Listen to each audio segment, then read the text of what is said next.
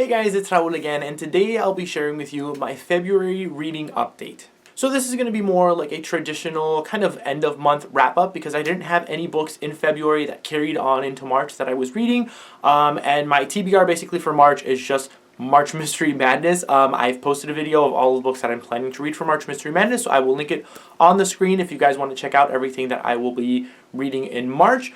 So yeah, these are just going to be the books that I finished in the month of February. So my carryover book from January to February was The 10th Girl by Sarah Faring. I finished this one in February at the beginning of the month and really enjoyed it. I know this is kind of a hit or miss one for a lot of people, and I can kind of see why. This is a YA kind of psychological mystery that takes place in Argentina in the 1800s or so. And there's kind of a dual perspective going on here.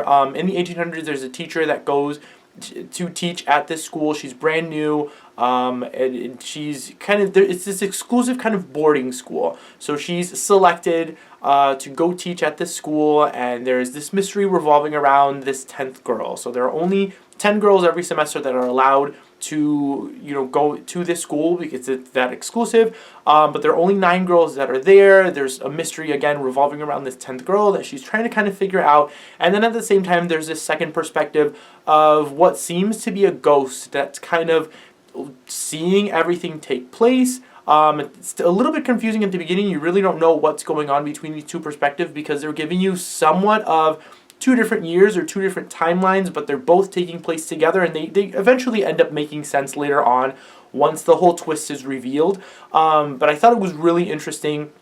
Again, this is one that I feel like a lot of people enjoy these kinds of twists in these books, and I'm not going to get into spoilers for this one just in case you guys do want to read it. But yeah, I personally enjoyed the twist. I enjoyed kind of where things went and enjoyed kind of seeing this mystery kind of evolve throughout this novel. It was definitely not one of my favorite kind of YA psychological mysteries, but one that I fairly enjoyed. I'm definitely curious to check out more by Sarah Faring. I know that she has another novel called White Fox that I'm really interested in reading that one. But yeah, I feel like this wasn't as bad as a lot of people kind of made it up to be. I feel like on Goodreads it has not the greatest reviews, a lot of people DNFing this book, but I fairly enjoyed it, and still would recommend it if you guys are curious about the novel. It's not as bad as I thought it was going to be. Then I completed Home is Not a Country by Safia Alilo, which I have done a full review on, which I will link on the screen if you guys want to check out more of my thoughts. But this is a YA contemporary kind of magical realism story that's written in verse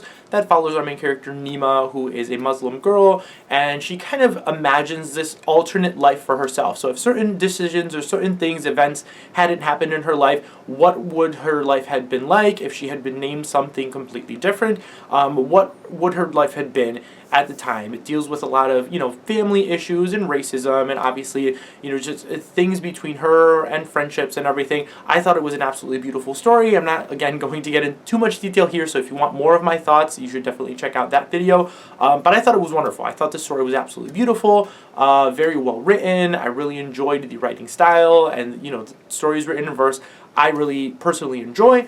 So this is one that I highly recommend. I gave this one like a 4.5 stars or so, and really enjoyed my experience with it. And finally, in February, I completed Stormcaster by Stanley Williams Shima. This is the 3rd book in the Shattered Realms series by Stanley Williams Shima, which I've been absolutely loving. This is hands down one of my favorite YA fantasy series that I've read. This was just another great installment. I enjoyed the new characters that we got to meet in here, and then I'm glad that we got to go back to some of the characters that kind of showed up in book 1 and 2. Book 1 followed a certain set of characters.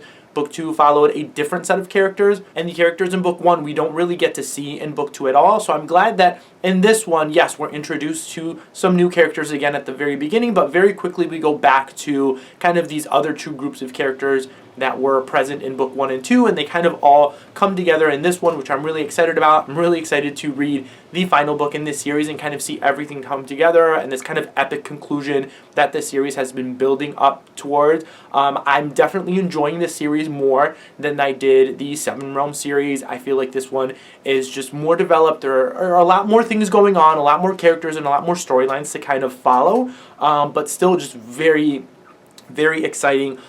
This one has, pirates in it and dragons now and these, different types of casters and everything. So if those are things that you guys enjoy in your YA fantasy, I highly recommend you guys checking this out. I do recommend you guys reading the Seven Realms series before you get into Shattered Realms, because there are some minor spoilers, things that happen in that series right at the beginning of the series in book 1. But I feel like you can still kind of read this on its own. I mean, it's nice to kind of have those connections because there are obviously characters in this series that connect to the first one. So just being able to know where these characters came from and how they all connect is a little bit better to have gotten that kind of background in that first series, but still one that I highly, highly recommend, and a very, very fun series so far. So yeah, guys, that is a short and sweet little wrap up for February. Comment down below, let me know what you guys read in February, what your favorite books were. If you guys read any of these and you guys enjoyed them as well, I'd love to know your thoughts. And again, check out my video for March Mystery Madness if you guys want to see everything that I'm planning to read in March. Before you go, don't forget to like and subscribe. I post videos every Tuesday and Friday. Thank you guys all again for watching, and I'll see you all next time.